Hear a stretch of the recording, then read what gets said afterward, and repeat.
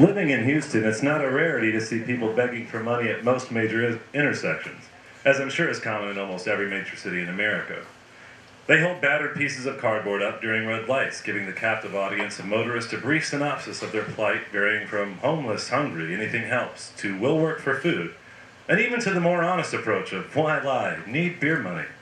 We've all heard the stories of how some people who engage in this type of panhandling are not poor, homeless, or hungry, but choose to spend all day grifting from soft-hearted good Samaritans, then laugh all the way back to the Lexus, reveling in the success of their scam. Not all of these roadside charity cases are running a scam, though. Most of them are legitimately homeless or find themselves in a bad spot in life. Even more of them, however, are actually 100% tinfoil hat-wearing, batshit crazy, out of their minds. This is a story about one of those roadside entrepreneurs who popped up at an intersection close to my house. I lovingly dubbed this spectacular gentleman Toothless Willie, the lovable scamp tramp. Going forward, I'll refer to him as Willie for brevity's sake. Ever the innovative inventor of finding new and interesting ways to ask for money, Willie ran the gamut of bum beggar tactics. Sometimes the sign was the standard homeless and hungry that we've all come to know and love. At other times, he chucked the sign altogether, opting instead to stand there looking as pathetic as possible, holding only a cup, with hopes that drivers understood its implication. Another time, he was anxiously pacing the lanes of stopped traffic with a small piece of cardboard that simply said, 66 cents, please. I didn't understand the relevance of that amount of money, but found myself digging through my cup holder trying to piece together the exact amount for him. One of my favorite Willie moments came when I stopped at the intersection on my way home from work one day to see him sitting in the turn lane with a 10-speed bike prop next to him. He held a small chunk of cardboard up, mostly using it to keep the sun out of his eyes. The makeshift cardboard sun visor read, "New bike, $35. I shook my head and grinned as I drove by, wondering what poor sap in the neighborhood was having his $500 bike hawk on the side of the road for a minor pittance. I drove back 10 minutes later on my way to run an errand, and of course, both the bike and Willie were gone.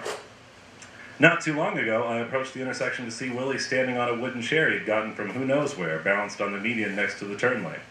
He was holding a brown paper bag that I guess contained paint or glue or some other mind-bending, brain cell massacring form of hobo-huffing substance.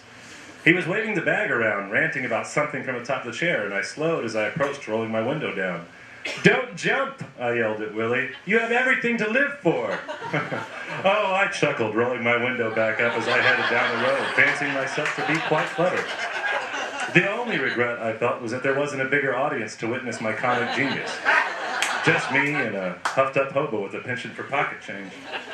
The next day was Sunday, and I found myself up extra early for whatever unknown reason and decided to make the most of my early start by going to the gym. I'd never been by Willie's intersection that early before, and as I rolled up in the light of dawn, I could see that Willie was absent from his post. I imagine he had crawled off to sleep in his makeshift tent at the park or behind the dumpster of the nearby convenience store. Even bums had to knock off sometime and get some rest. Once I was at a complete stop, something caught my eye on the ground in the empty lane next to me. It was a paper bag curled up at the top to keep its contents safe. Of course it was the bag crazy old Willie was waving around and talking to the day before. I mean, what else could it be? The light turned green, but I didn't move. My curiosity was piqued, and I felt like I had to know what was in that bag. I didn't know why I felt this way exactly. Maybe it was some subconscious need to be connected to Willie through knowing what exactly it was that he spent his days using to further slowly erode away any remaining bit of sanity and clear thinking from his being.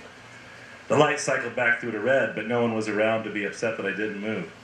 I checked my mirror to make sure no cars were coming up behind me as I shifted into park and popped my door open. In 2 short steps, the bag was in my reach, and I bent over to pick it up. It seemed a little damp and discolored at the bottom, and for a hobo huff bag, it didn't smell like glue or paint or anything I'd associate with getting high on. If I had to put a label on it, I'd say it smelled like hamburgers that had been cooked at the beginning of a barbecue and then left to sit out all day in the sun until someone was drunk enough to not care and eat them. I gave it a shake and thought it felt like it may contain a few rogue french fries that escaped their greasy cardboard coffin to take refuge at the bottom of the sack. I took another look around to make sure I wasn't about to be run down as I rolled open the bag, which I then promptly dropped when I saw what was inside. It wasn't french fries or resonated containers of poison-fumed glue. It was a bag of fingers. 3 swollen, filthy, hairy human fingers. If I had to guess, I'd say index, middle, and pinky. The bag hit the ground with a dull smack, and I could see the fingers bounce in unison through the opening. I leapt backwards into my car, slammed the door, put it in gear, and peeled out through the red light. Fingers? Fucking fingers? Really? What was Willie into? My mind flashed to a scene in which Willie walked up to cars for his requested 66 cents, only to grab the driver's hand, slicing up their fingers with finger-like speed and precision. What the fuck was he doing with fingers? The farther away I got, the clearer it became that I was going to have to go back.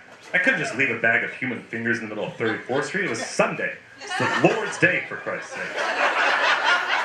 I pulled a U-turn at the next opening of the median and made my way back to Willie's bag.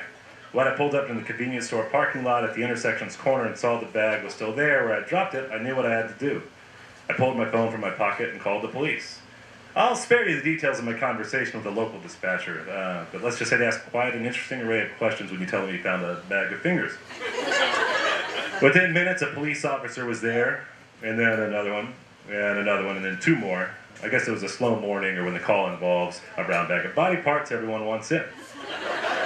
The whole ordeal became blown into a much bigger thing than I expected. They closed the intersection down and brought dogs in to search the area. They took my statement over and over again like they were waiting for me to confess or give them the piece of the puzzle they need to break the case wide open. I kept telling them what I knew about seeing Willie there all the time, and how I'd seen him the day before on the chair swinging around the bag. I even told them about my don't jump joke, you know. They didn't find it as funny as I did. I kept waiting for Willie to pop out at any moment to begin his day of begging so I could point him out and have the questions directed at him. But he never showed. I ended up being there for almost 3 hours before they finally let me go. The police never did contact me again. Willie never surfaced.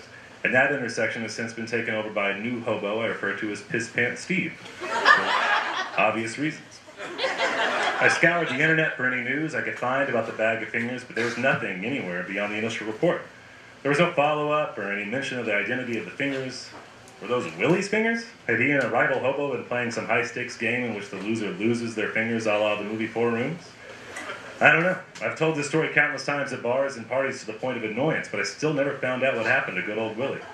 Every time I pull up to that intersection, though, I imagine Willie out there somewhere with 3 less fingers, holding signs, requesting odd amounts of pocket change, while waving around bags of God knows what and ranting on at anyone and everyone all at once. So shine on, you crazy diamond. Shine on.